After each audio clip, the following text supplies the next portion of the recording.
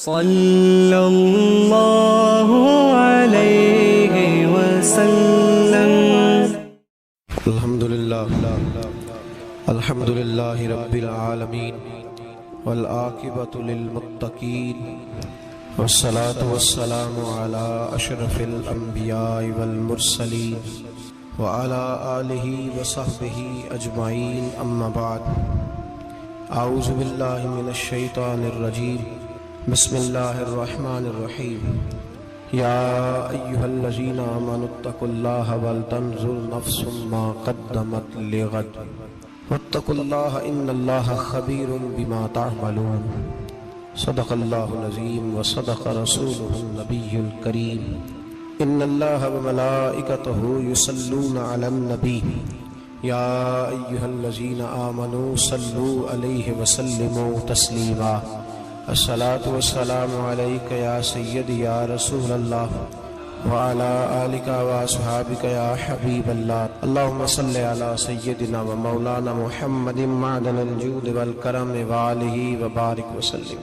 حمد و صلاۃ کے بعد اللہ تبارک و تعالیٰ نے قرآن مجید سورۃ الحشر کے اندر ارشاد فرمایا ہے کہ یا ایھا الذین آمنوا اتقوا اللہ، اے ایمان والو اللہ سے ڈرو، وَلْتَنْظُرْ نَفْسٌ مَا قَدَّمَتْ لِغَدٍ، ہر آدمی یہ سوچ لے کہ اس نے اپنے آگے کیا بھیجا ہوا، جو اس نے آخرت کے لیے جمع کرایا ہے وہ کیا ہے، یہ غور کر لے وہ۔ وَاتَّقُوا اللَّهَ، اور پھر ڈر جاؤ اللہ سے۔ إِنَّ اللَّهَ خَبِيرٌ بِمَا تَعْمَلُونَ، فرمایا تم جتنے مرضی پردے ڈالتے پھرو، تمہارے رب کو تمہارے تمام کاموں کی خبر ہے، اسے پتہ ہے تم کیا کرتے، وہ جانتا ہے۔ عزیز دوستو، بزرگوں اور بھائیوں، قرآن مجید نے دو چیزوں پر بڑا زور دیا ہے۔ ایک اللہ کو ماننا، اور اللہ کو ماننے کا مطلب ہے نبی پاک کو بھی ماننا۔ اللہ کو ماننے کا مطلب ہے کتابوں کو بھی ماننا، قرآن پاک کو بھی ماننا۔ لیکن دو باتیں آپ کو زیادہ ملیں گی، ایک ایمان، اور اس کے بعد سب سے زیادہ زور ہے ایمان بالآخرت پر، آخرت کو مانو۔ وَمِنَ النَّاسِ مَن يَقُولُ آمَنَّا بِاللَّهِ وَبِالْيَوْمِ الْآخِرِ وَمَا هُمْ بِمُؤْمِنِينَ۔ اللہ فرماتا ہے کچھ لوگوں کا دعویٰ ہے کہ ہم اللہ اور آخرت پر ایمان رکھتے ہیں، حالانکہ وہ ایمان نہیں رکھتے، دعویٰ کرتے ہیں، نفاق کا مظاہرہ کرتے ہیں، منافقت کرتے ہیں۔ جو اللہ کو ماننے والا ہوتا ہے اس کا رنگ اور ہوتا ہے، جس کو پتہ ہوتا ہے قیامت کے دن اللہ کے حضور کھڑے ہونا ہے، اس کے اعمال یہ نہیں مانتے، کہتے ہیں ہم مانتے ہیں، پر مانتے، دعویٰ ہے کہ ہم مانتے ہیں آخرت کو بھی اور اللہ کو بھی، پر نہیں مانتے۔ قیامت قائم ہونا ضروری ہے، اگر وقوع قیامت نہ ہو تو ظالم کی تو موجیں لگ گئیں، جابر تو موج کرے گا، فاسق اور فاجر تو کہیں گے دنیا میں بھی ہم اپنے اقتدار کے زور پر جیتے رہے، آج بھی ہمیں پوچھنے والا کوئی نہیں۔ عقلاً نقلاً قیامت کا قائم ہونا ضروری ہے۔ قیامت قائم ہوگی تو مظلوم کو اس کے ظلم پر داد رسی کی جائے گی اور ظالم کو سزا ملے گی۔ ایک آدمی ساری زندگی دنیا کے اندر لوٹ مار کرتا رہا، دھوکہ فریب فراڈ کرتا رہا، اس کی راتیں شراب و کباب میں گزر گئیں، وہ مرے اور بات ختم ہو گئی، ٹھیک ہے موج کر کے چلا گیا۔ ایک آدمی ساری زندگی اس نے اللہ تبارک و تعالیٰ کی رضا کے لیے اپنی نظر کی حفاظت کی، زبان کی حفاظت کی، یہاں تک کہ دل کی بھی حفاظت کی، وہ بھی مرے تو معاملہ ختم ہو گیا۔ اس طرح تو پھر سرکش کا کچھ بنے گا ہی نہیں، نظام زندگی ساری اس کی سوچ ختم ہو کے رہ جائے گی اگر قیامت قائم نہیں ہوتی۔ قیامت کا قائم ہونا حق ہے، اس لیے قرآن مجید نے ایک جگہ پہ نہیں 20 جگہ پہ یہ بیان فرمایا ہے کہ قیامت ضرور قائم ہے، قیامت، اور وہ قائم ہو کر اپنے سارے لوازمات سمیت قائم ہوگی۔ میرے نبی پاک صلی اللہ علیہ وسلم نے فرمایا مظلوم کو حق ملے گا، ظالم کو سزا ملے گی۔ جابر اس دن اللہ کی بارگاہ میں رسوا کیے جائیں گے، جن پر جبر کرتے رہے انہیں اللہ کے حضور سے عطا کیا جائے۔ قیامت کا وقوع ہونا ضروری ہے، اور قیامت تو جب قائم ہوگی تب ہوگی۔ دنیا میں بھی ایسا ہوتا ہے، ظلم کا انجام ٹھیک نہیں ہوتا، جبر کا انجام، جھوٹ کی زندگی لمبی نہیں ہوتی، دھوکے فریب فراڈ ملمہ سازی، ان چیزوں کی عمریں اللہ نے تھوڑی رکھی ہیں۔ وقتی طور پر ظالم کو، دھوکے باز کو، جابر کو جو مہلت ملتی ہے وہ سمجھتا ہے میری سیاست کام کر رہی ہے، وہ سمجھتا ہے میں بڑا دانا ہوں، بڑا چالاک ہوں، دیکھ لو اتنے ظلم کے، جبر کے، دھوکے کے باوجود بنا ہوا ہوں۔ حالانکہ اللہ کی طرف سے اسے مہلت ملتی ہے اور بڑا ہی مہربان ہے، مہلت اس طرح دیتا ہے کہ میرے نبی پاک علیہ السلام نے فرمایا جب میرا مسلمان نیکی کرتا ہے تو اللہ فرشتوں سے فرماتا ہے 70 گنا بڑھا کے لکھ لو اس کی نیکی، 70 گنا۔ اور جب گناہ کرتا ہے تو اللہ فرماتا ہے ٹھہر جاؤ ابھی لکھنا نہ، اسے ٹائم دو۔ یا اللہ کتنا؟ فرمایا 24 گھنٹے تو دو، ہو سکتا ہے توبہ کر لے، یہ اس کی مہربانی ہے۔ اب وہ جو اللہ نے مہلت دی ہے نا کہ شاید توبہ کر لے، لوگ سمجھتے ہیں میری چالاکی کی وجہ سے نظام سیٹ چل رہا ہے، میں بڑا تیز ہوں، 2 4 5 باتیں بولتا ہوں سب صحیح ہو جاتا ہے۔ لوگ اس کو اپنی دانائی سمجھ لیتے ہیں، حالانکہ وہ اللہ کی طرف سے۔ فرعون نے کئی 100 سال حکومت کی اور اس طرح اس نے ظلم کیے کہ لاکھوں اور ہزاروں بچے قتل ہی کرا دیے، 12,000 عورتوں کے پیٹ میں حمل تھا اس نے ضائع کرا دیا۔ جب حضرت موسیٰ علیہ السلام اپنی قوم کو لے کے نکلے، راستے میں دریا آ گیا، فرعون پیچھے لگا ہوا تھا، وَإِذْ فَرَقْنَا بِكُمُ الْبَحْرَ فَأَنْجَيْنَاكُمْ، اللہ فرماتے ہیں تمہارے لیے میں نے دریا کو پھاڑا اور تمہیں نجات دے دی، وَأَغْرَقْنَا آلَ فِرْعَوْنَ، اور فرعون کو غرق کر دیا، وَأَنْتُمْ تَنْظُرُونَ، تم کھڑے دیکھ رہے تھے۔ اب جب حضرت موسیٰ دریا کے کنارے پہنچے تو فرعون بھی پیچھے آیا۔ فرعون لوگوں سے کہا کرتا تھا کہ میں کہتا ہوں تو دریا چلتا ہے، میں کہتا ہوں تو ہوائیں آتی ہیں، میرے حکم کے پابند ہے سارے۔ جاگ رہے نا آپ حضرات، غور فرمائیے گا بات پر۔ دعویٰ تھا اس کا کہ میں کہتا ہوں تو نظام زندگی چلتا ہے۔ اب جب دریا کے کنارے پہنچی حضرت موسیٰ علیہ السلام تو اللہ نے حکم دیا کہ آپ عصا ماریں۔ جناب موسیٰ نے عصا مارا، 12 رستے بن گئے۔ اب حضرت موسیٰ کی قوم گزر رہی تھی تو فرعون سے پوچھنے لگے کہ تو کہتا تھا میرے حکم سے چلتا ہے، تو وہ تو حضرت موسیٰ نے ڈنڈا مارا ہے تو رستہ بن گیا۔ باز نہیں آتا انسان باز بننے بڑے ہیں اس کے پاس، بڑی دلیلیں ہیں، جھوٹ سچ بول کے اپنے آپ کو مطمئن کرتا ہے، آخر دم تک تبدیل ہونے کو تیار نہیں ہوتا، دلیلیں گھڑتا رہتا ہے، بناتا رہتا ہے، شور کرتا ہے جان بوجھ کے۔ بھئی تو کہتا تھا میرے چلانے سے چلتا ہے، تو باز ابھی بھی نہیں آیا۔ کہنے لگا میں نے ہی حکم دیا ہے کہ ذرا پھٹ جا، مجھے یہ زندہ چاہیے۔ باز رسی جل گئی، بال کہنے لگا میں نے ہی کہا ہے دریا کو کہ یہ مجھے زندہ چاہیے، میرے بھاگے ہوئے ہیں تو اس لیے پھٹا ہے، تو آؤ میرے ساتھ دریا کراس کرے۔ تو پتا تو ان کو بھی تھا نا جتنا تو رب بنا ہوا ہے، پتا تو تھا، سارے جانتے تھے۔ کہنے لگے تو پہلے کراس کر، اگر تو بچ گیا تو ہم بھی پیچھے آتے ہیں۔ اب چاروں ناچار۔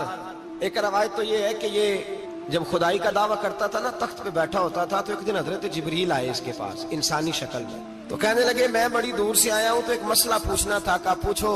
کہنے لگے ایک غلام تھا کسی بادشاہ کا، تو بادشاہ نے اسے تھوڑی دیر کے لیے ایک علاقے کی سربراہی دے دی۔ کتنی دیر کے لیے ہمیں سربراہیاں ملتی ہیں؟ کیوں جی؟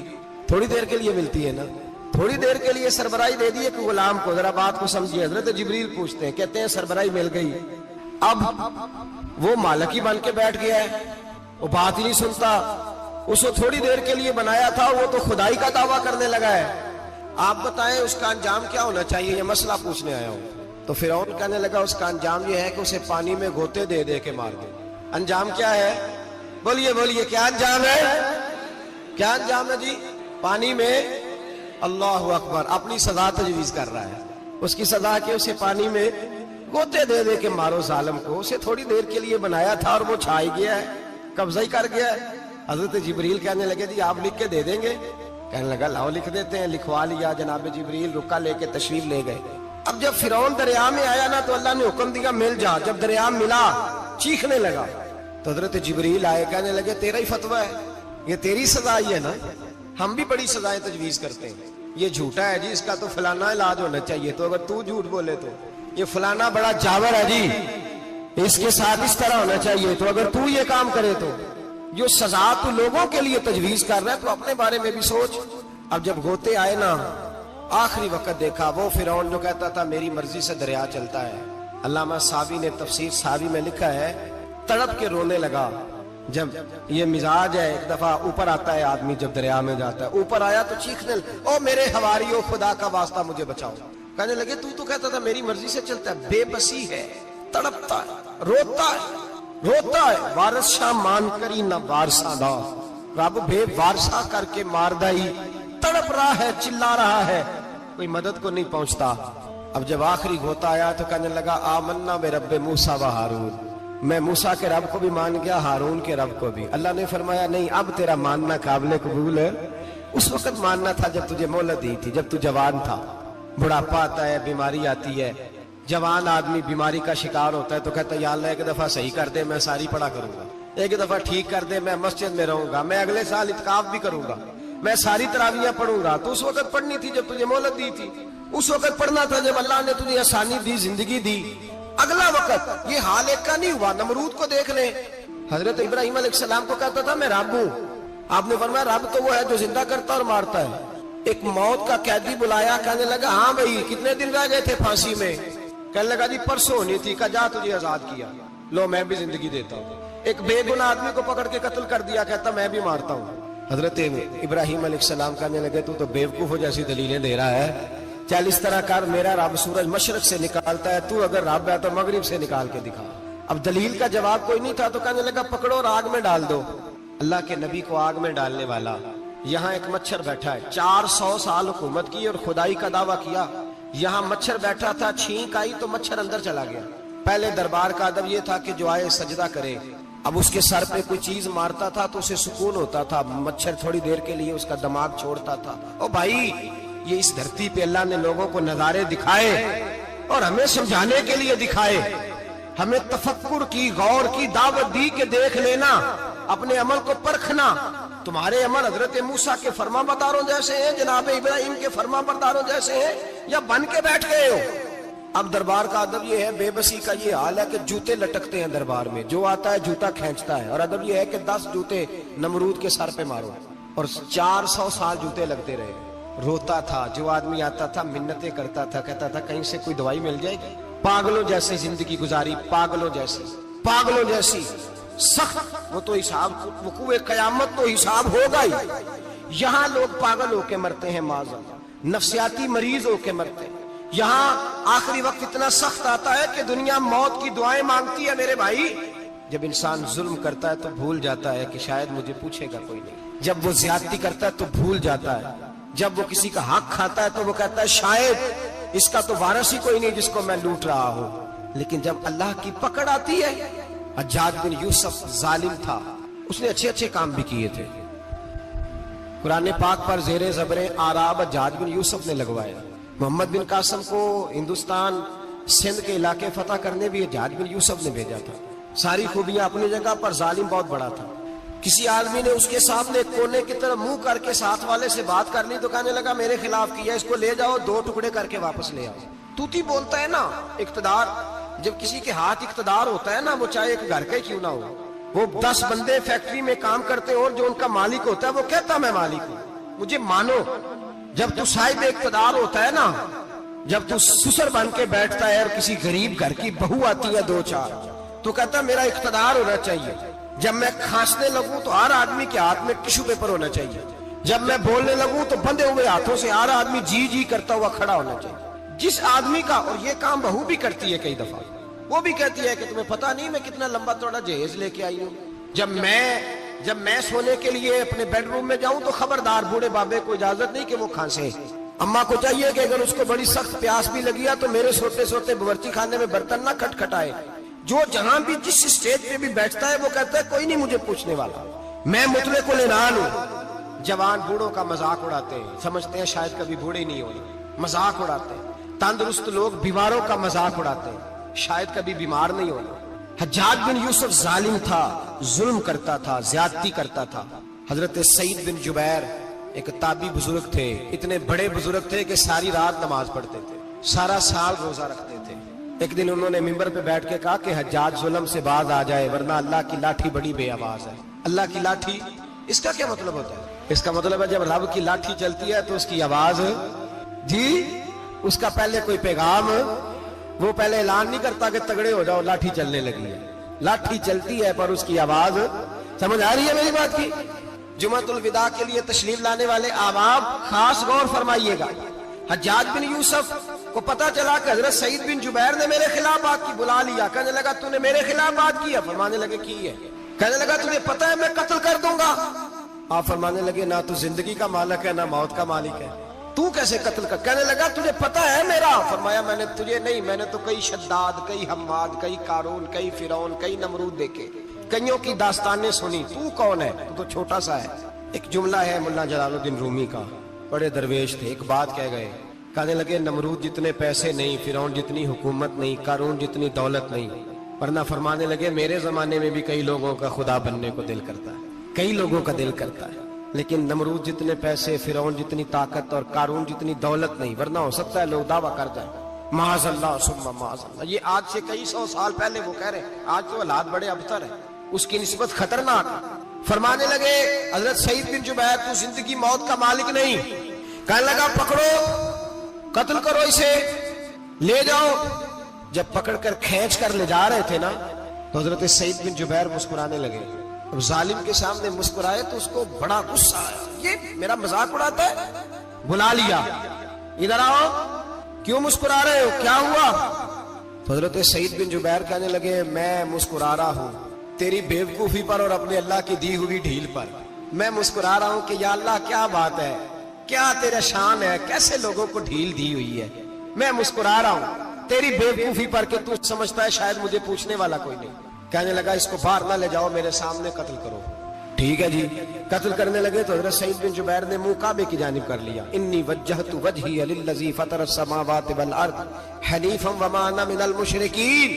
جب آپ نے یہ آیتیں پڑھی نا کہ میں نے منہ کر لیا ہے اپنے رب کی جانب، کرو مجھے قتل، کہنے لگا نہیں نہیں، اس کا منہ پھیرو، کعبے کی طرف ہو کے قتل نہ ہو، ہے ظالم پر پاگل ہو گیا ہے۔ حضرت سعید بن جبیر کے حوصلے نے شکست دے دی، ناکام ہو گیا، مخبوط الحواس ہو، کہنے لگا اس کا منہ پھیر دو۔ جب کعبے سے پھیرا تو آپ فرمانے لگے للہ المشرق والمغرب فانما تولى فثم وجه اللہ۔ اللہ فرماتا ہے تو مشرق اور مغرب سارا ہی اللہ کا ہے، جدھر بھی منہ کرو گے ادھر اللہ ہی اللہ ہے، جدھر بھی منہ کرو گے ادھر اللہ ہی اللہ ہے، چاروں جانب پھیر دے، جدھر منہ پھیرنا ہے تو نے پھیر دیا منہ۔ حضرت سعید بن جبیر کے گلے پہ خنجر رکھا تو آپ نے ہاتھ اٹھائے، کہنے لگے اے اللہ میرے بعد اسے کسی اور پر مسلط نہ کرنا، میرے بعد کسی اور پر مسلط نہ، بس میں آخری ہوں۔ جب آپ ذبح ہوئے تو اتنا خون نکلا کہ لوگ کہتے ہیں جتنا اونٹ کے وجود سے نکلتا، تر ہو گیا سارا اس کا دربار۔ ایک سمجھدار آدمی کو بلا کے کہنے لگا اتنا خون میں نے بڑے بندے قتل کرائے ہیں پر اتنا خون نہیں نکلا۔ تو وہ کہنے لگے لوگ مر جاتے، مرتے وقت ڈر جاتے ہیں، سہم جاتے ہیں، خون سکڑ جاتا ہے، لگتا ہے یہ شخص جب دنیا سے گیا ہے تو ڈٹ کے گیا ہے، یہ ڈٹ کے گیا ہے دنیا سے۔ حجاج بن یوسف رات کو سویا تو تڑپ کے اٹھا، کیا ہوا؟ گھر والے کہنے لگے کیا ہوا؟ کہنے لگے سعید بن جبیر خواب میں آئے اور کہتے ہیں اٹھ مجھے بتا تو نے مجھے کیوں قتل کیا ہے، بتا کیوں مارا؟ اگلی رات پھر سویا تو وہی خواب، پھر سویا تو وہی۔ گناہ نفسیاتی مریض بنا دیتا ہے، ظلم تجھے مخبوط الحواس کر دیتا ہے۔ جب تو زیادتی کرتا ہے تو اللہ فرماتے ہیں کہ تو اللہ کو بھولتا ہے، اللہ تجھے اپنا آپ بھلا دیتا ہے، پھر تو بھول جاتا ہے، پھر تو سیدھے رستے پہ چلتا ہے پر بھٹک جاتا ہے، پھر تو صحیح رستوں کا تعین کر کے بھی گمراہ ہوتا ہے، پھر تو روز وہی گاڑی چلاتا ہے پر اب جب تو بریک لگاتا ہے تو نہیں لگتی۔ جب گناہوں کے ساتھ تو مخبوط الحواس ہوتا ہے تو روز وہ کاروبار کرتا ہے، لیکن جب تیرے گناہ تجھے گھیر لیتے ہیں پھر اسی کاروبار میں تو نقصان اٹھاتا ہے۔ حجاج بن یوسف تڑپتا ہے، روتا ہے، یہاں تک کہ بیمار ہو گیا، پیٹ میں درد ہوتی ہے، پتہ نہیں کیا ہوا، تکلیف ہوتی ہے، پتہ نہیں، سارے حکیم طبیب ڈاکٹر کوئی نہ سمجھ سکا کہ بیماری کیا ہے۔ جو بیماریاں خدائی ہوتی ہیں ان کا لوگوں کو پتا، جو آزمائشیں رب کی جانب سے ہوتی ہیں وہ ڈاکٹروں کے ہتھے نہیں چڑھتی، جو تکلیفیں اللہ دیتا ہے ان کا حکیم طبیب علاج نہیں کر پاتے، مشکل، اور شفا اسی وقت ہوتی ہے جب اللہ دینا چاہے، اور جب رب ہی دینا نہ چاہے تو بڑے بڑے ڈاکٹر کہتے ہیں کہ ہمارے بس کی بات نہیں رہی۔ بغداد سے حکیم آئے، پیٹ دیکھا، کہنے لگے نہ تیرے معدے میں کوئی دقت ہے، نہ تیرے جگر میں، نہ کسی اور جگہ، ماجرا کیا ہے؟ ایک آخری علاج ہے، آخری، وہ کیا؟ گوشت کا چھوٹا سا ٹکڑا دھاگے کے ساتھ باندھ کے منہ میں ڈالا اور پھر ایک باریک سا تنکا لے کے اس کو اندر ڈالنے لگے گلے میں۔ وہ گوشت کا ٹکڑا جب حلق کے اندر اتر گیا اس حکیم نے واپس کھینچا تو کیسے ایسی بدبو آئی جیسی کبھی سونگی نہ تھی، جانور کیڑے مکوڑے لگے ہوئے باہر نکلے، اور جب دیکھا تو جتنے محل میں لوگ بیٹھے تھے چلاتے ہوئے نکل گئے کہ یہ کیا مصیبتیں ہیں۔ حکیم بھی اٹھ کے دوڑنے لگا، کہا تجھے کیا ہوا؟ کہنے لگے حجاج تیری بیماری زمینی نہیں، تیری مصیبت زمینی نہیں۔ کہا میری مرض تک تم کیوں نہیں پہنچ پا رہے؟ تو کہنے لگے لگتا ہے تو بد دعا کا مریض ہے، لگتا ہے تو ظلم کا مریض ہے، تو جبر کا مریض ہے۔ تڑپتا رہا، سسکتا رہا۔ ایک وقت وہ بھی آیا کہ گھر والوں نے کمرے میں بند کر کے تالا لگا دیا، دیوار سے ٹکرے مارتا۔ او بھائی، جو گناہوں کے بیمار ہوتے ہیں انہیں شفا نہیں ہوتی، جو ظلم جبر بربریت کے بیمار ہوتے ہیں انہیں سکون قلبی میسر نہیں آتا.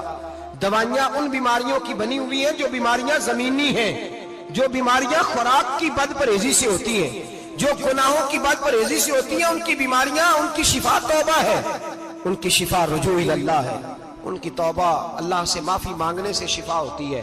حجاج جب مرنے لگا تو بلایا, یہ رنگ بھی ذرا ملاحظہ کیجیے گا, 2-4 قریبیوں کو بلایا. پتا ہوتا ہے نا اپنے کرتوتوں کا آدمی کو, پتا سارا ہے سردار نکیتی ہے, جب پتا ہوتا ہے سارا. بلا کے کہنے لگا جب میں مر جاؤں تو مجھے رات کو دفن کرنا. کیوں بھائی, عورت ہے؟ کہنے لگا نہیں, رات کو دفنانا. ٹھیک ہے رات کو دفنا دیں گے. پھر کہنے لگا جب صبح ہو جائے تو صبح ہونے سے پہلے میری قبر زمین کے برابر کر دینا, نشان مٹا دینا. کا وجہ تو کلمہ پڑھتا ہے, حضور کا حکم ہے کہ قبر کم از کم ایک بالش, ایک گیٹ اونچی ہونی چاہیے زمین سے کم از کم, تو تیری قبر مٹا دے. وجہ پتا ہوتا ہے اپنے ظلموں کا. کہنے لگا مجھے پتا ہے لوگ میرے مرنے کے بعد میری قبر بھی نہیں چھوڑیں گے. دنیا میں تو میرے جبر کی وجہ سے کوئی آ نہ سکا, لیکن میری قبر بھی لوگ جنازوں میں باتیں شروع کر دیتے. جنازوں میں نے ایسی بھی داستانیں سنی ہیں کہ کوئی مرا تو لوگ جوتوں کا ہار قبر پہ ڈالا ہے. نہیں بھائی, تو جب زندہ تھا تو تیرے جبر ظلم کی وجہ سے نہیں کو بول سکا. ایک تو ایک قیامت میں حساب ہوگا, یہاں دنیا میں حساب ہونے لگتا ہے. اتنی لمبی زبانیں لوگوں کی لٹک کر مرتے وقت باہر نکل آتی ہیں. دعا کریں, جمعہ ہے, اللہ تعالیٰ ایمان کی موت عطا فرمائے. دعا فرمائے رب تعالیٰ, اللہ تبارک و تعالیٰ توبہ کر کے جانے کی توفیق عطا فرمائے. جاگے اور سنے اور دعا کرے, اے اللہ تو ہمیں ظلم سے ویسے ہی محفوظ فرما. اگر ہم زیادتی کرنے لگے تو اے اللہ ہمیں اس سے منع فرما, ہمیں اس سے تو یہ توفیق دے کہ ہم باز آ جائیں اس گناہ سے. میرے بھائی, ایک تو دنیا میں سزا ہے, پھر قیامت کی سزا ہے, اور وہ زیادہ سخت ہے, وہ زیادہ سخت ہے. ہم لوگوں نے نا ہیلے بہانے بڑے بنائے ہوئے ہیں. بینک کے ساتھ کاروبار کرنے والا کہتا ہے نہیں مجبوراً لیا ہے, مجبوراً. مر رہا تھا تو, آخری لبوں پہ تھا تو جائز ہے, جائز ہے. اس وقت جب تجھے کھانے کو لقمہ نہ لگے تو حرام کھانا بھی جائز ہے. کیا دقت تھی, کیوں اللہ رسول کے مقابلے میں کھڑا ہوا تو, کیوں سود کا دھندا کیا, کیا تکلیف تھی, کیا کہاں تو الجھ گیا تھا. ہم جان بوجھ کے اپنے لیے جہنم کٹھی کرتے ہیں, پھر کہتے ہیں سکون نہیں زندگی میں. کہاں سکون آئے گا, کیسے آئے گا. ہم نے خود آگ لگائی ہے چمن میں اپنے. جو قیامت کی سزا ہے, میرے نبی پاک علیہ السلام نے فرمایا رب تمہیں سامنے کھڑا کرے گا. اور کس طرح کھڑا کرے گا, فرمایا لوگوں کے وجود سے کپڑے اتر جائیں گے, زمین اس طرح دہکے گی جس طرح تانبا زمین پہ رکھا جائے اور آگ جلائی جائے.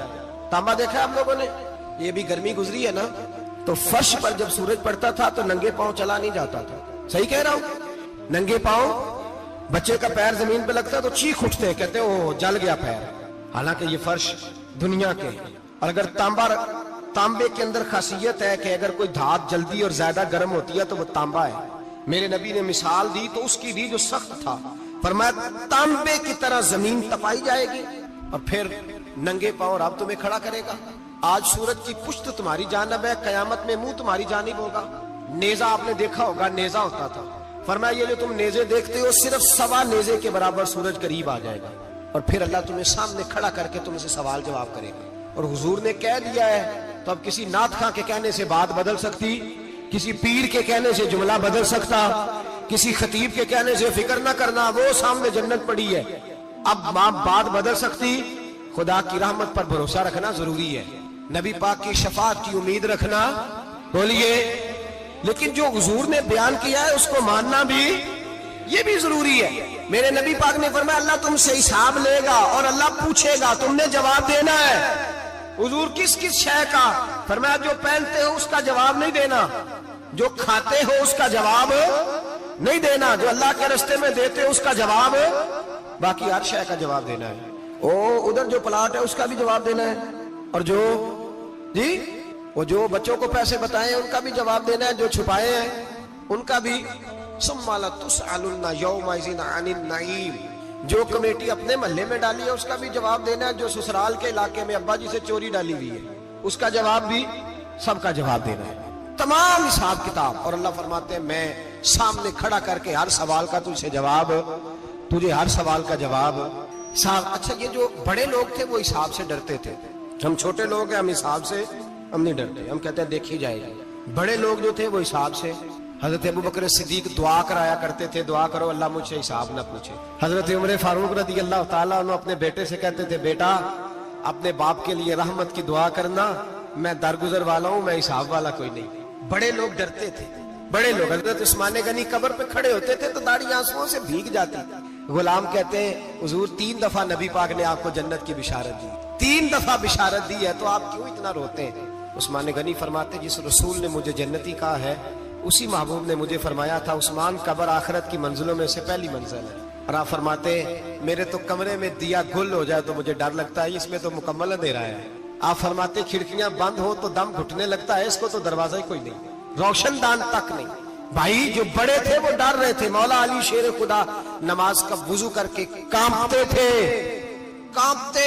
علی آپ مرحب کے سامنے نہیں کانپے, خیبر کا دروازہ اکھاڑتے نہیں کانپے, بدر احد خندق حنین اور خیبر میں نہیں کانپے, تو یہاں آپ فرمانے لگے مالک کے سامنے جاتے ہوئے ڈر آتا ہے. بڑے لوگ کانپتے تھے, بڑے لوگ. آج کون سا جمعہ ہے؟ سارے بولیے. حالانکہ یہ اگلے سال دوبارہ آئے گا, ہمارا نہیں پتا کہ ہم ودا ہو جائیں کہ کیا بنے. یہ کون سا جمعہ ہے؟ آیا جمعہ تو ودا آئے ہم. آج ایک فکر لے کر کے جانا, ایک سوچ. جہاں روز رات کو بیٹے کی ٹینشن, بیٹی کی ٹینشن, بھائی کی ٹینشن, پوتے کی ٹینشن ہوتی ہے نا, ایک ٹینشن اور اپنے آج ایک ٹینشن بڑھا لو, قبر کی ٹینشن پیدا کر لو, قیامت کی تھوڑی سی فکر کر لو, تھوڑی سی, ایک لمحے کے لیے صحیح تھوڑا خیال پیدا کرے. حضرت حسن بصری نام سنا ہوا ہے نا, یہ حضرت علی کے شاگرد ہیں. نبی پاک کے گھر میں آ جاتے تھے کئی دفعہ, بچے تھے جب. حضرت حسن بصری تابعی ہیں. فرماتے خانہ کعبہ میں عمرہ کرنے گیا, طواف کعبہ کر رہا تھا تو بڑا عجیب منظر ہوا, رات کی تنہائی ہوئی. اس وقت کئی دفعہ طواف بند بھی ہوتا تھا, اس لیے کہ رش کم ہوتا تھا تو رات کو سب سو جاتا. کہتے رات ذرا گہری ہوئی تو لوگ اپنا اپنا خیمہ لے کے جاتے تھے. اب تو ہوٹل ہے نا تو خیمے لگتے تھے, لوگ خیمہ لے کے جاتے تھے, جہاں جگہ ملتی تھی خیمہ لگا کے رہتے تھے. فرماتے میں رات کو سویا خیمے میں, ایک دردناک آواز آئی, میٹھی ہے دھیمی ہے پر درد بڑا ہے. کوئی رونے والا رو کے کہتا ہے اللہ حساب قیامت میں مجھ سے نہ لینا, اے اللہ تنہائی میں جتنا مرضی حساب لینا پر لوگوں کے سامنے نہ لینا. اور پھر کہتا ہے اللہ فضل تو تب کرے جب تو میرا حساب پوچھے ہی نہ. پھر چند منٹ گزرے تو پھر وہ رونے لگا, میرے کانوں میں آواز آئی, کہنے لگا اے اللہ حساب تو ان کا لیا جاتا ہے جو حساب کے قابل ہوتے ہیں. اعلیٰ حضرت کہتے ہیں نا رضا سے تو کیا حساب لے گا, رضا بھی کسی حساب میں ہے. اے اللہ میں قابل نہیں, مجھ سے حساب نہ لینا. کہتے تھوڑی دیر گزری تو پھر وہ رونے لگا, پھر ذرا سانس سنبھلے تو پھر کہنے لگا اے اللہ میں تو لوگوں کو کوئی بندہ حساب پوچھ لے تو نہیں دے سکتا, میں تجھے کیسے حساب دوں گا. پھر تڑپنے لگا. کہتے تھوڑی دیر گزری تو پھر ایک لفظ انہوں نے کہے رونے والے نے, کہنے لگے اللہ دیکھ تیرے محبوب کا فرمان ہے جو معافی مانگے تو اسے معاف کر دیا کرتا ہے. اے اللہ میں معافی مانگنے آیا ہوں اور مسجد نہیں آیا, میں کعبۃ اللہ ہی آ گیا ہوں. کہتے ہیں وہ اتنا روئے کہ چیخ آئی ان کی, اور جب دھڑام سے کوئی زمین پہ گرا تو میں پریشان ہوا کہ اب تو بے ہوش ہو گیا. فرماتے ہیں میں زور سے اٹھا فٹافٹ اور اس شخص کی طرف بڑھا. میرے دل میں خیال ہے کوئی گناہگار ہے بیچارہ, تو چلو میں بھی دعا کرتا ہوں, اس کو کہتا ہوں بیٹے فکر نہ کر, اللہ تیری مدد کرے گا. فرماتے میں گیا اس نیت کے ساتھ کہ میں کہوں گا چلو اٹھو تم بھی دعا کرو, میں بھی کرتا ہوں, اللہ ہم سے حساب نہ پوچھے. کہتے میں گیا تو وہ شخصیت بے ہوش پڑی تھی, کالے سیاہ بال ان کے چہرے پہ بکھرے ہوئے تھے. کہتے لوگوں جب میں نے زلفیں ہٹائیں چہرے سے تو میرا وجود کانپنے لگا آسمان ٹوٹ پڑے گا, زمین پھٹ جائے گی, ستارے بکھر جائیں گے, آج بہ جائیں گے سمندر. فرماتے ہیں میری چیخیں نکل گئی. یہ کوئی گناہگار تو نہیں, یہ تو حضرت فاطمہ کے پوتے امام زین العابدین ہے, یہ تو امام حسین کا وہ بیٹا ہے جو کربلا میں تنہا بچے تھے. فرماتے میں امام کا چہرہ دیکھا تو بھاگ کے آیا اور میں نے اپنی داڑھی ان کے پیروں کے ساتھ مس کی اور میں نے کہا حضور اٹھیے. امام اٹھے تو میں نے کہا شہزادے تیرے تو اشارے سے اللہ کئی گناہگاروں کو بخشے گا, تیری تو دعا سے اللہ بخشے گا, یہ کیا کر رہے ہو؟ تو امام زین العابدین کہنے لگے حسن بصری ادھر آ یار, ادھر آؤ بزرگو, میرے دادا کے پاس رہنے والے ہو, میں نے نا آج ہی سنا ہے کہ اس کا عذاب بڑا سخت ہے, آؤ میرے لیے دعا کرو, اللہ پاک مجھ سے حساب نہ پوچھے. کہا حضور نہ کریں. آپ فرمانے لگے تجھے نہیں پتا کچھ چیزیں ایسی ہیں کہ رب نے اگر حساب پوچھا تو میں واقعی جواب نہیں دے پاؤں گا. चल कर मेरे लिए दुआ। कहते मैंने हाथ बांधे, हुजूर मैं नहीं करता। उठा कह, फरमाते मैंने हाथ उठाए, मैंने कहा अल्लाह तेरे रसूल का शहजादा है, ये तेरे रसूल का शहजादा है, ये कह रहा है तो फजल कर।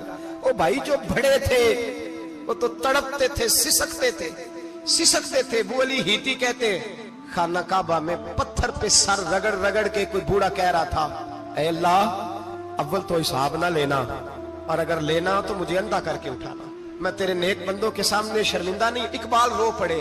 इकबाल, कुछ लोगों ने लिखा है ये आखिरी रुबाई है डॉक्टर इकबाल की, आखिरी। इसके बाद शायद उसने कलाम ने कुछ सीरत निगारों का ख्याल है। इकबाल मदीने की तरफ मुंह करके कहने लगे, तू गनी अजहर दो आलम मन फकीर, अल्लाह तू गनी है मैं तो फकीर हूँ, रोज मक्शर उज्र हाय मन पजीर। ए अल्लाह अव्वल तो मेरा कोई उज्र कबूल कर लेना मक्शर के दिन, और अगर ना करना हुआ, अगर तुम्हें बीनम हिसाबम ना गुजीर, अगर जरूर ही मेरा हिसाब लेना है, ए अल्लाह अगर तूने जरूर लेना है, ए अल्लाह अगर जरूर ही लेना हिसाब, अव्वल तो मेरा उज्र मान लेना, मेरी कमजोरी पे रहम करना। ए अल्लाह मेरे बुढ़ापे पर, मेरी कमजोरी पर रहम करना, अगर जरूर हिसाब लेना है। अज निगाहे मुस्तफा पिन्हा बगीर, तो ए अल्लाह जरा हुजूर की निगाहों से ओझल करके लेना। ए अल्लाह मुझे शर्म आएगी। मेरे मुस्तफा करीम फरमाएंगे मैं तो तुझे हर बात समझा के आया, एक एक जगह तेरी रहनुमाई करके आया, तू कैसे अमल कमा, जरा ओझल करके। अज निगाहे मुस्तफा पिन्हा बगीर, जरा हुजूर की आंखों से ओझल करके साइड पे करके लेना, मैं बर्दाश्त नहीं कर पाऊंगा। हजरते वो अली इती कहते हैं बाबे ने सर रखा हुआ है और कहते अल्लाह मुझे अंधा करके उठाना। फरमाते मैं गया, मैंने कहा चलो मैं दुआ करता हूं जाके।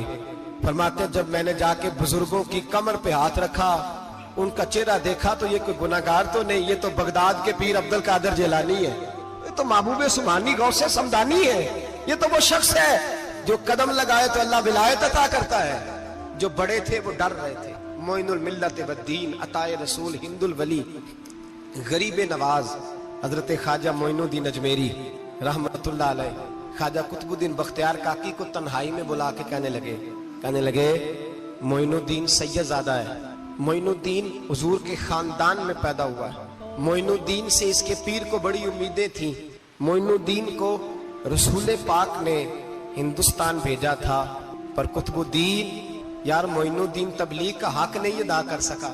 हजरत ख्वाजा कुतुबुद्दीन कहने लगे हुजूर 90 लाख तो मुसलमान कर दिए, और क्या हक था? फरमाया नहीं, जब तू तहज्जुद की नमाज पढ़े ना बेटा अपने लिए दुआ मांगना तो खुदा से कहना मौला मेरे पीर की कोताहियां माफ कर। वो जिस एजाज का था वो काम नहीं कर सकता, जो बड़े थे उनकी तो बातें बड़ी थी। ये जो हम छोटे आए हैं ना नए, टिकटें देते फिरते हैं, टिकटें, बेनमाजी जाहिल अनपढ़ पीर टिकटें बांटता है लोगों को, तू भी बख्शा है, तू भी बख्शा है। वो 90 लाख लोगों को राय हक पर लगा के भी कहते थे नहीं हक तो ये है कि हक अदा ना हुआ, हक तो ये है कि हक कोई शाही पल्ले नहीं, डटा हुआ खड़ा है मुसलमान, डटा हुआ। ये हिसाब सुने। किसी ने हजरत अबू हुरैरा से कहा कि कोई ऐसी हदीस सुनाओ जो आपको भी बड़ी महबूब हो। हजरत अबू हुरैरा ने चीख मारी, रोने लगे और बेहोश हो गए। फिर हिलाया, पानी पिलाया, उठे, कहा हुजूर बात की थी, हदीस सुनाए, फिर रोने लगे। हमें तो नहीं ना रोना आता, हमें तो तब आता है जब बेटा बात ना माने, हमें तो तब आता है जब कारोबार में नुकसान हो जाए, हमें तो तब रोना आता है जब हमारा कोई दोस्त हमारे बारे में गलत बात कर दे, बेइज्जती दुनिया की हो जाए। हजरत अबू हुरैरा 3 दफा होश आया, 3 दफा रोए और कहने लगे अजीजो ये वो वाली हदीस है कि मैं सोचता भी हूं तो मैं तड़प उठता हूं। कहा कौन सी हदीस? तो हजरत अबू हुरैरा कहने लगे मैंने नबी पाक से सुना है कयामत में सबसे पहले उलमा का हिसाब होगा, सबसे पहले उलमा का। रब करीम फरमाएगा तुम्हारी दीन के नाम पर बड़ी मौजें थी, तुम्हारे बड़े पोस्टर छपते थे, लाइनें बना के लोग तुम्हारे हाथ चूमते थे, लोग तुम्हारी घड़ी को भी चूमना अपने लिए सादत समझते थे। बताओ मेरे रसूल के नाम पर खाने वालों क्या करके आए हो? अमल बताओ, अमल। मौज बड़ी की ना तुमने, बताओ अमल। उलमा आलिम अर्ज करेगा ए अल्लाह मैं जगह जगह तेरे रसूल के दीन की बात करता था, मैं कुरान के दर्स देता था, मैं रातें बेदार रह के तैयारियां करता था, मैं जो बन सका किया। रब फरमाएगा नहीं, तूने तो इसलिए किया था कि लोग तुझे पीर साहब कहे, मौलाना साहब कहे, तेरे नारे लगाए तो लगे नहीं फिर तेरे नारे, फिर लोगों ने लंबे लंबे अलकाबात पुकारे नहीं तेरे। हुजूर सैयद आलम अलैहिस्सलाम फरमाते हैं, पहला हिसाब उसका लेगा जो आलिम कहलाता था। रब पूछेगा तुझे ताकत दी, हिम्मत दी, बोलने की सलाहियत दी, अपने फजल से दी, बता क्या कमा के आया है। हजरत अबू हुरैरा रोते हैं, कहते हैं मैं भी तो हदीसें सुनाता हूँ, मैं भी तो आलिम हूँ, मेरे पीछे भी तो लोग भागते हैं। लोगों बताओ अगर अल्लाह ने अबू हुरैरा से पूछा तो क्या जवाब देगा? अल्लाह फरमाएगा उलमा के लिए बुखारी मुस्लिम है, इन्हें उठाओ और जहन्नम में डाल दो। इमाम गजाली फरमाते हैं अगर किसी आलिम को सजा मिली तो सबसे सख्त आलिम को मिलेगी। दुआ फरमाए अल्लाह मेरे जैसे लोगों को हिदायत का रास्ता अता फरमाए, और जो कहते हैं समझते हैं अल्लाह उस पर अमल की तौफीक अता फरमाए। फरमाया हजरत अबू हुरैरा ने दूसरे नंबर पर सखी अल्लाह की बारगाह में खड़ा किया जाए, मालदार। रब फरमाएगा बोल, कुछ ऐसे भी थे जिनके पास शाम की रोटी नहीं थी, तुझे मैंने तेरी तिजोरी भर के तुझे दौलत अता की, तुझे विरासत में मैंने मुरब्बे दिए, जायदादें दी। बता वो कुछ वो थे सवेरे मजदूरी करने जाते थे, कमा के लाते थे, हजारों रुपया तेरी बैंक में पड़ा था, बता क्या किया तूने? ऐ अल्लाह मैंने मस्जिद में दिए, मदरसे में दिए, 30 दिन इफ्तारियां पकाता रहा। अल्लाह फरमाएगा तू झूठ बोलता है, तू सारा कुछ इसलिए करता था कि लोग तुझे सखी कहे। हाँ हाँ तेरा ऐलान हुआ मस्जिद में, लोगों ने कहा वो देखो कितने पैसे दे रहा है, इसका वो देखो नाम लिखा हुआ है अस्पताल के एक कोने में कि ये वाला ब्लॉक फलां सेठ साहब ने बनाया, ये देखो लिखा हुआ है कि ये कमरा मदरसे का इसने बनाया, तो लिख दिया गया, नारे लग गए, अब जा दौड़ जा। अल्लाह जहन्नम में फेंक देगा। फरमाया फिर शहीद खड़ा किया जाएगा। हाँ भाई तुझे ताकत दी, हिम्मत दी, बता कहाँ खर्च की, कहाँ? ए अल्लाह शहीद ही हो गया। फरमाया वो तो इसलिए हुआ था कि लोग तुझे शहीद कहे, बहादुर कहे, तेरे नाम पे रोड का नाम रखा जाए, तमगाए हुस्ने कारकर्दगी मिले, सो मिल गया। मेरे लिए बता क्या करके आया है मेरे लिए, इसे उठाओ और जहन्नम में फेंक दो। भाइयों अजाब कड़ा है, अजाब सख्त है, हिसाब सख्त है, और जो हिसाब लेने वाला है उसको। मैं ना तरावी हो रही थी तो कारी साहब ने एक सूरह यासीन शुरू की, वमताजुल यौमा अय्युहल मुजरिम। अल्लाह फरमाता है कयामत में मैं कहूंगा मुजरिम जो है ना वो सफों से बाहर आ जाए, सफों से बाहर आ जाए। एक हमारे फिजिक्स के टीचर होते थे तो बड़ी सख्त छड़ी मारते थे, तो जब वो कद भी बड़ा था, जलाल भी बड़ा था, और उसूल बड़े अच्छे इंसान थे लेकिन सख्त थे, तो मुझे याद आता था कि जब वो सवेरे आके कहते थे जिसने काम नहीं लिखा वो बाहर निकल आए। दो किस्म की चोट लगती थी, एक तो ख्याल ये आता था कि शर्मिंदगी बड़ी होगी कि सारे स्टूडेंट बैठे हैं और 2 3 4 उनको कहा वहां मुर्गे बन जाओ, बड़ी शर्म आती थी। और फिर जब वो मारते थे तो इतना सख्त मारते थे कि कई दिन तकलीफ रहती थी, बताया नहीं जाता था। वो स्टूडेंट बताते थे यार इससे बचो किसी भी तरीके, और किसी का काम रह भी जाता था, कहते थे इस पीरियड की ड्यूटी सबक याद करके आना है। सख्त टीचर के बारे में तेरा मेरा ये रवैया है। तो याद आ रहा था जब वो कह रहे थे ना वमताजुल यौमा अय्युहल मुजरिमून, तो मैं सफ में खड़ा था तो 2 कतरे मेरे बह गए आंसू के। मुझे साथ बच्चा कहने लगा तबीयत ठीक है, मैंने कहा तबीयत तो ठीक है, कुछ याद आ गया है कि मैदान महशर में यहाँ तो छुपे हुए है ना ऐब, छुपे हुए। और भाई रब बड़ा करीम है, ऐबों के बावजूद नवाजता है। मेरा दावा यह है अगर हमारे ऐब खुल जाएं, लोग हमें धरती पे जीने ना दें, लोग जीने ना दें, निकाल दें, अपने भी हमें बर्दाश्त ना करें, ये तो उसका करम है। पता सारा है सरदार नु कीतियां दा, पर्दा चपाया ही तेरा भला होसी। वमताजुल यौमा अय्युहल मुजरिमून। अल्लाह फरमाएगा मुजरिम बाहर आ जाए। या अल्लाह क्या होगा जब सवाल जवाब होंगे? तो रब फरमाते हैं तेरी जुबान पे मोहर लगा के बंद कर दूंगा, तेरे हाथ बोलेंगे, पैर बोलेंगे, सर बोलेगा, पेट बोलेगा। उस वक्त की फिक्र पैदा करें, टेंशन पैदा करें। वकूए कयामत हक है। और बांध के ना लोग पैर बांध के जोर के साथ बांधते। सगा बेटा जब कब्र में दफन करता है ना तो वो भी कहता है वो कोना, ये कोना थोड़ा सा मिट्टी कम है, यहाँ भी मिट्टी डालो। पहले लोग रोजाना जाते हैं, फिर हफ्ते के बाद, फिर महीनों बीत जाते हैं। कुछ कब्रें ऐसी भी हैं जिन पे खड़े हो तो लगता है कब्रें रो रही हैं और कहती हैं जाओ मेरे घर वालों से जाके कहो कोई फेरा ही लगा जाए, वो एक दफा आए तो सही। कोई मट्टी नहीं डालता। बादशाहों की कब्रें रोती हैं, सरमायादारों की कब्रें रोती हैं, कोई जाता नहीं। इतने इतने मोटे सुराख है कब्रों में, आप अपने शहर के कब्रिस्तान फिर के देख लें, सुराख है। ओ भाई हजरत मौला अली शेर खुदा कब्रिस्तान गए تو پہلے رونے لگے، پھر کہنے لگے قبروں والوں کیا حال ہے تمہارا؟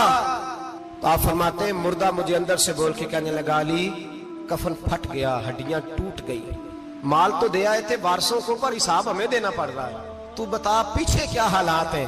تو حضرت علی کہنے لگے تمہاری بیویوں نے اور نکاح کر لیے، تمہارے دوستوں نے نئے دوست بنا لیے، تمہاری اولادوں نے تمہارے بغیر جینا سیکھ لیا، تمہاری جائیدادیں بٹ گئیں، تمہارا پیسہ تقسیم ہو گیا، پہلے تو کوئی تمہارا نام لیتا تھا، اب تو تمہارا ذکر ختم ہو گیا، اب تو ایک دو نسل تک تمہارا ذکر تھا، اب تو تمہیں یاد ہی کوئی نہیں کرتا۔ کہتے ہیں لوگ یہاں کوئی رہا کرتا تھا، یہاں کوئی ہوا کرتا تھا، اب تو تم قصہ پارینہ قصہ ماضی ہو گئے، حساب کا وقت قریب ہے، قریب آ گیا وقت۔ اللہ فرماتے ہیں اقترب للناس حسابهم وهم فی غفلۃ معرضون، فرمایا حساب کا وقت قریب آ گیا ہے تو ابھی بھی غافل ہے۔ جمعۃ الوداع ایک پریشانی لگانے کا ارادہ تھا، بڑی پریشانیاں پالی ہیں، ایک پریشانی اور پال لو، جس کو یہ پریشانی لگ جائے اس کے عمل سنورنے لگ جاتے ہیں، یہ پریشانی پال لو کہ اگر مجھے حساب دینا پڑے۔ حضرت عمر کا فرمان، آپ فرمایا کرتے تھے اپنا حساب خود کر لو قبل اس کے کہ اللہ تمہارا حساب کرے، خود کر لو اپنا حساب، خود کھاتے ٹھیک کر کے رکھو، چیک کر کے رکھو۔ میری دعا ہے اللہ پاک ہمیں ان میں شامل کرے جن کو وہ معاف کرنے والا ہے، آمین۔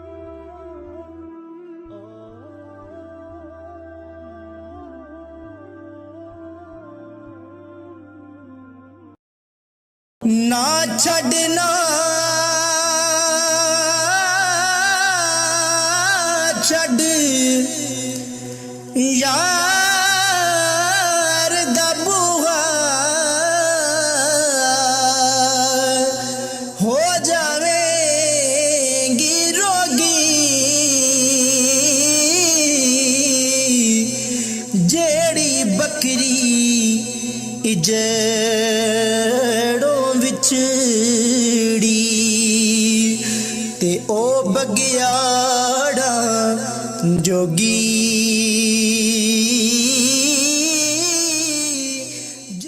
ٹر گئے یار جدائیاں والے ہو مینوں چھڈ گئے وچ پردیساں ہوئے اٹھن جوگی نہ چھڈ گیا مینوں ہو